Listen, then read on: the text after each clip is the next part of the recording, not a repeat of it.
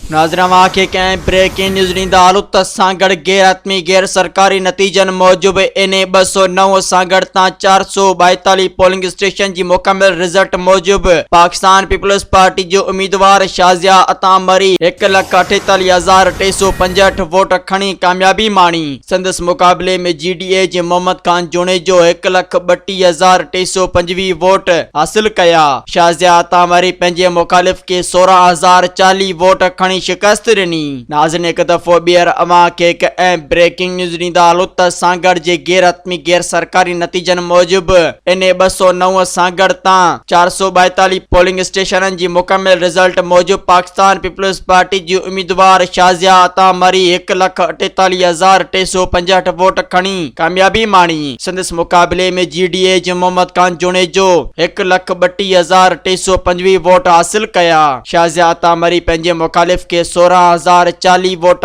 खणी शिकस्त ॾिनी।